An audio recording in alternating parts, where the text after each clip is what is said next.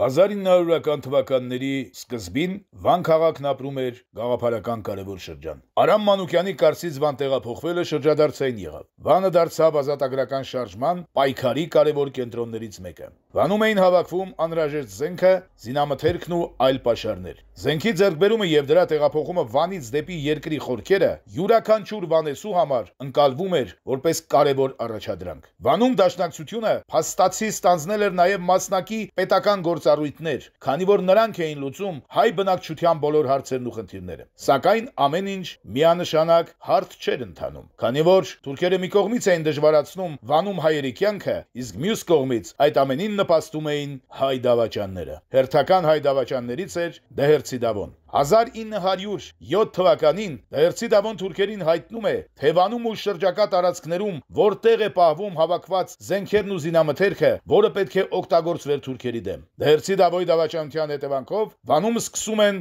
մեծ թվով ձերբակալություններ։ Որոշում է կայացվում սպանել հայ դավաճանին։ Արամ Մանուկյանի տանը հրավիրվում է հայ հեղափոխական դաշնակցության Վանի կենտրոնական կոմիտեի արտակարգ նիստ, որոշվում է անհապաղ վերացնել Դավոյին, քանի դեռ նա չի հասցրել մատնել ամբողջ զինամթերքի տեղը։ Գործողության իրականացման պատասխանատվությունը դրվում է Կոմսի վրա։ Կոմսը կազմում է առանձին խմբեր, որոնք պիտի հետևեին դավաճան Դավոյին եւ պատե հառիվ ներկայանալու դեպքում անմիջապես շանսատական էին։ Դավաճանին սկսում է հետևել երիտասարդ Տաճատ Թերլեմեզյանը։ Այդ քայլից հետո Դհերցի Դավոն գիտակցում էր, որ իր դավաճանության վրեժն առնելու են, ուստի սկսում է զգուշավոր լինել եւ տնից դուրս գալ միայն թուրք ոստիկանների հետ։ Հերթական անգամ հետևելով հայ դավաճանին Տաճատ Թերլեմեզյանը հանդիպում է նրան։ Դհերցի Դավոյի սպանության մանրամասների մասին իր հուշերում հետագայում պատմում է հայ Բրիժառուն։ Ճիշտ այդ ատեն սրընթաց կարգը եկավ եւ ետևենք անցներ։ Վախնալով կարգի մեջ մեկեմը, որ զինք հանկարծակի չբերե,